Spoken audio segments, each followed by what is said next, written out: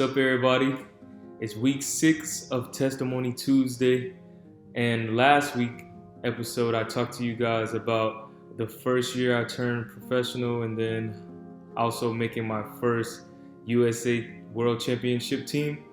So this week I'm going to talk to you guys about how the transition worked with my first year actually being a professional athlete, and I'll talk to you also about the other supernatural things that started to occur in my life. First year professional, I decided to also still run indoor because I was used to doing it from collegiate season.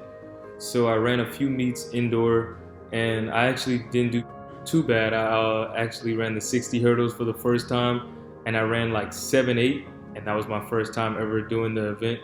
And then I also ran the 400 a few times, and actually got a decent amount of prize money from that. To begin the outdoor season, I ran like a opener meet at our home track. I think it was Tom Jones Invitational. That was my season opener for the 400 hurdles. Then from there, I went to Drake for my first actual money, like prize money event. So everything was going well. I was in the front, and then coming off of the last hurdle, my body became unstable when I alternated, and I kind of like dipped down, and that caused the competitors to catch back up to me. So I got third in that race, which wasn't a bad thing at all because the time was still a good time and everything. And then it just allowed me to know what I needed to work on. So I went back home to Gainesville and critiqued my form a little more on my alternate legs. So that way, if I ever had to alternate on the last hurdle again, I would make sure I knew exactly how to overcome it. The next professional race I ran at was Guadalupe Invitational. And this was my first time actually traveling to a different country that looked like an island. So it was definitely a lot of fun there, and this got me in the mode of knowing how the professional circuit works. It was going really well, and I actually wasn't in the front in this race, but coming over the last hurdle, I kind of like added a step, and then after that I had another surge to actually allow me to win the race. And I was not really surprised, but I was very happy that after I showed my grandma the video, she told me that God had said he messed it up, but I straightened it up. And as you can see, that's exactly what it looked like coming off of that last hurdle. He also spoke and told her that his next race is going to be flawless. So my next race was in Jamaica. It was at the Jamaica Invitational. And during this race, the race started, and on the inside of me, one of the competitors, he was like really close trying to break stagger early, but I just stayed nice and composed, and I didn't really worry about him because I knew the race still had like 250 left. So at the 200 mark, I hit another gear, and I just kept my arms pumping, and I kept my stride open, and I actually took 13 to like hurdle 8, and then I didn't alternate until 9, and then on 10 I got back to my dominant leg. So this was definitely a great race module for me, and it didn't have really any problems, and it allowed me to stretch out at the end. And I was like super excited because I'm like, wow, this is the second professional race that I won. So it allowed me to trust in God even more and know that these things are going to work out for me. So I knew I was starting the Diamond League circuit after this race. My first Diamond League was going to be in Rome. And when I got to Rome, it was a little different because I wasn't used to actually traveling that long of a distance and then having to run. But no excuse, of course. I still went out there and did the best that I could. And I actually got 4th in my first Diamond League race. And basically in the Diamond League, I'm just trying to get as many points as possible each race so that I can make it to the Diamond League final. So from there, I ran one more Diamond League race, which was in Oslo, and I got 4th there also. And after that race, I headed back home to the States because we had USA's coming up soon. So once I actually competed at USA's, I made it to the finals once again. And once I made the finals, I got a 2nd place finish in the finals, and I actually ran a fast time. I ran like 48.4. And then from there, the next race I ran was Paris. But before running in Paris, I was actually in the hotel room. I had just got there, and I didn't have a roommate yet. I guess my roommate was still coming in from the airport. So I decided that I was gonna take a nap. And in the middle of me taking a nap, somehow I was sleeping, but like inside of me, my body felt like super light, like a feather.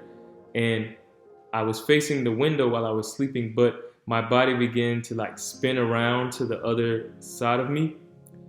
And when it was spinning around behind me, I saw someone was laying on the bed. And then I heard a voice say, "What are you doing here?" And then I like jumped and I woke up.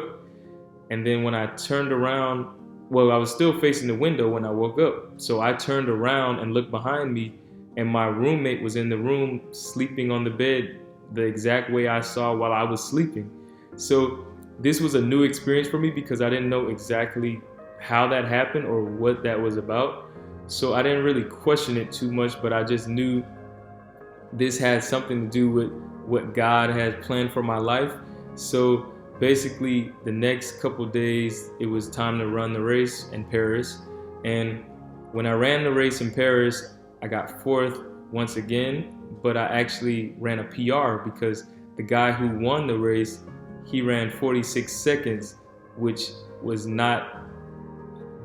hadn't been done since like decades ago when Kevin Young broke the world record. So for that to actually happen in the race, there was like a historical moment, and I went up to congratulate him, and somehow the cameraman took a picture while I was shaking his hand, and I sent this photo to my grandma, and after I spoke to her about it, she said that God told her he was taking me light, and don't take me light because he's gonna have to say good morning to TJ. And my grandma's from Georgia, so she's country, and whenever God speaks to her, he speaks exactly how she would talk, how I would talk, or how anyone would talk, so that way you can understand it. So he said this to her, which basically means that he was taking me like I wasn't a threat or anything, but in the future I'm gonna be his competition. And then he also showed her fire from my hand to like my elbow. And when he showed her that, he said, "It's power in his hands." And then when she told me this, I was just like, okay, it's power in my hands. I don't really know how to take that or like what that meant because I had not experienced anything dealing with my hands that showed me it was power in my hands. So I just continued to move forward and not really worry about it into too much detail. And then after that race, I went back to continue training so that way my next few Diamond League races would actually go according to plan. After this, I had qualified to run at the NatCat Championships, which was held in Toronto, Canada. When I actually got to Toronto, I felt great. Everything was going well. I knew it wasn't going to be as difficult as USA's because I only had to run 2 rounds. And at USA's, I had to run 3 rounds. So I was like, I'm well prepared for this. And plus, I know that the training my coach has been having me go through these past few weeks definitely has me ready to actually get a medal. So I just trusted God and I went out there. The prelim round went great. I made sure I saved enough energy so that way I can have enough for the finals. So after prelims, I qualified and we had a day break. And on a day break, my coach wanted me to go out and actually like do some strides to make sure my body was still doing well and warming up and everything. So in the middle of me doing the strides the next day, I don't even know what to call it. So the muscle behind my knee kind of like tugged a little bit. And when it tugged, it like had a burning sensation with it. And so I'm just walking, I'm like, oh God, please not now. Like I have finals tomorrow. I don't want to deal with any injuries. So I was walking back to go do the next stride, and like each time I kept doing a stride, I just knew something like was wrong, and I didn't know exactly what it was. So I went to meet with the USA training staff, and they like did a lot of work like massage, fat tool to make sure everything was loosened up. And then they put kinesio tape on it. And I went back to the hotel and I went to sleep that night. And when I woke up the next morning, that muscle behind my knee felt like horrible. It was like throbbing and burning everything. So I tried to use my Compex machine to kind of loosen it up before I had to go do pre-meet, because this is the day of the finals. And I'm like, I want to go out there and do the best that I can, and I need to make sure that my body is allowing me to do my best. So when I actually went to go do my pre-meet, it felt like it was loosening up. I actually felt a lot better. Then I took a shower to try to get some more blood flow into the area. And while I got to the track, I met with the trainers once again to get last minute touch-ups. And when I started to warm up for my race, it actually felt good. Like I felt like, okay, it's fine, I'm ready to go. But once I started to do like hurdle drills, that's when I started to feel it like getting worse. And then I just decided to stop the hurdle drills. And then I went in the corner and I just prayed, and I was like, God, please just allow me to get around this track in one piece. I don't want to get injured. I just want to finish the race, and I'm going to do the best that I can. So I went out on the track. I actually wasn't worrying about my leg or anything. I was just trying to focus in and make sure that I could do the best that I could. Even though I knew what position I was in, I was like, I don't care. I'm going to just run regardless. I've made the finals, so why not give it all I can? So I went out there. I tried to get out, but I wasn't able to actually push out of the blocks and really sprint. So I just did the best that I could to like try to stick up with the guys. And I'm used to usually getting out really fast, but I was very restricted. So I just was like, okay, maybe I'll just come back at the end of the race. But I eventually kept going around the curve. I wasn't really closing much of the gap that they had built on me, but I actually finished in a decent time. I ran like 49.5, and for me to be in the condition I was like very grateful. I congratulated everyone, wasn't bitter about anything at all, because I knew that this was just God's plan for me. I went back over there to the trainers and had them give me a deep flush, because I said I still had a few more meets coming up that I wanted to be ready for, and I'm gonna go back home and get treatment. I had to run the Diamond League Finals still, and I also had to run in the Continental Cup. Then I went back to the hotel, and when I was at the hotel, me and my roommate, we were discussing things about like how my injury was and everything, and then also talking about like spiritual things. And he decided to bring up a subject about some false god named Thoth.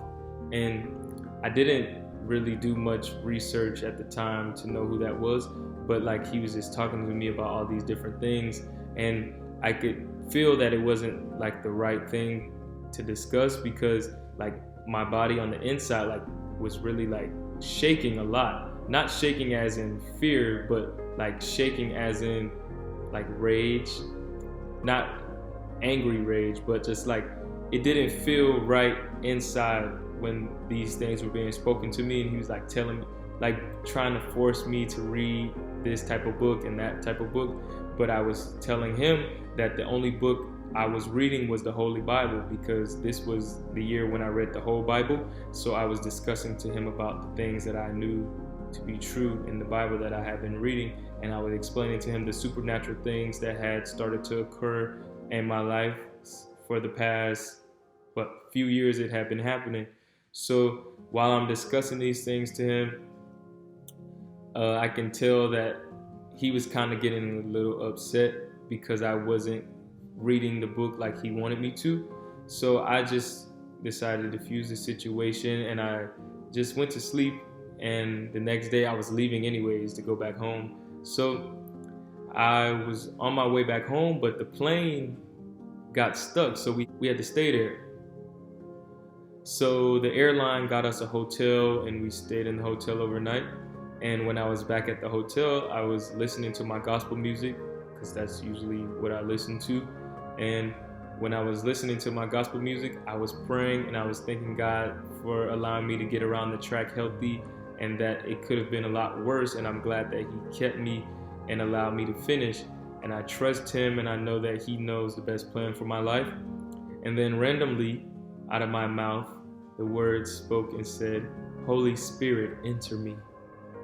And when I said that, my body like started shaking really bad and like flew back in the bed, and my hand felt like it was on fire and it was shaking, and I said, "Poof."